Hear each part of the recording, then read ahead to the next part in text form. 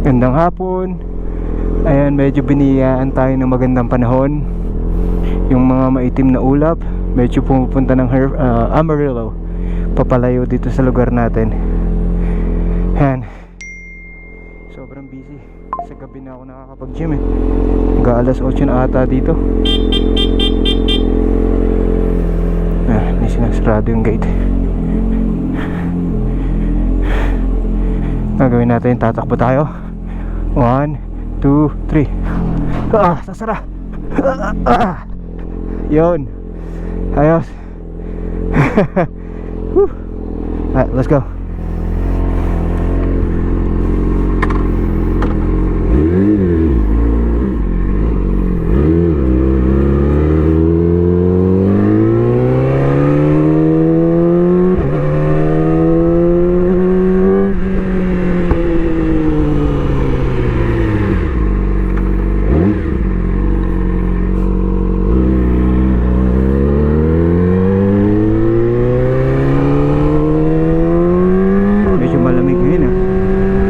Tuyo yung daan. Ganda ng view dito. Ayos ah.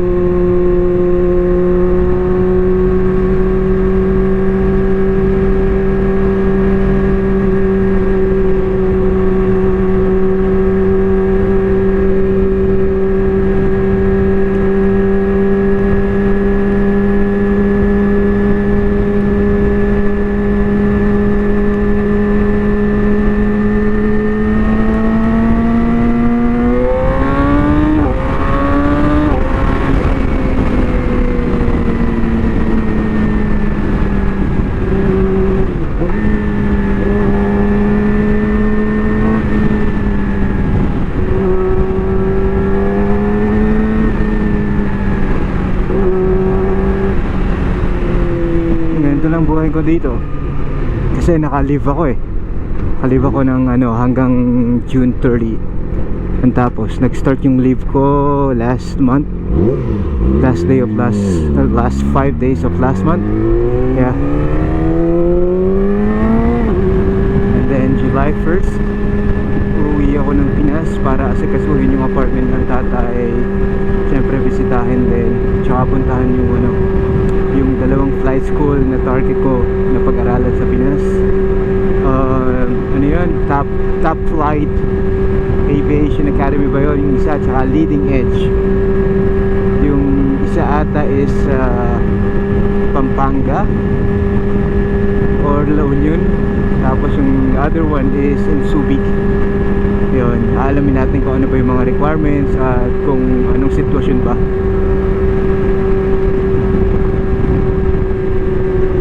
Sana laging ganito yung panahon, no? Hindi mainit, tapos hindi rin sobrang lamig. Tapos hindi masakit sa balat yung araw. Yun nga lang, amoy tayo ng mga baka, pero okay na yun. Ano tayo magagawa nun? Dito kasi sa Hereford, mas marami ang baka kaysa sa tao. Beef capital of the world. Siguro ang baka dito nasa mga 2 to 300,000 pieces nga ayan. Pieces ba? 300,000 na baka. Tapos ang tao lang siguro dito wala pang 20,000. Pusang gala naman Ayan statue ng baka.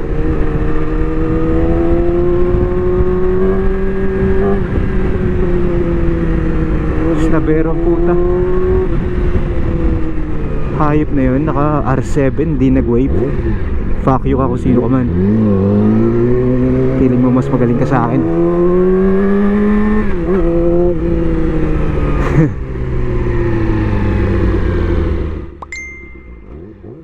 Tangina. Bad trip tong gym na to. Pagka medyo gabi na, daming teenager na dilaw yung buhok, tapos nagbubuhat ng walang damit. Parang squatter ang puta. Kainis eh.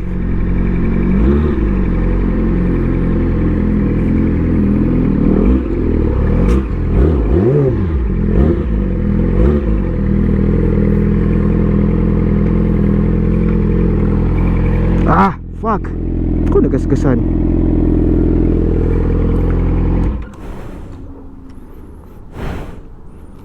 Chess tayo ngayon. Chess. Tayo nag-try pala ako nung isang araw. Chess siguro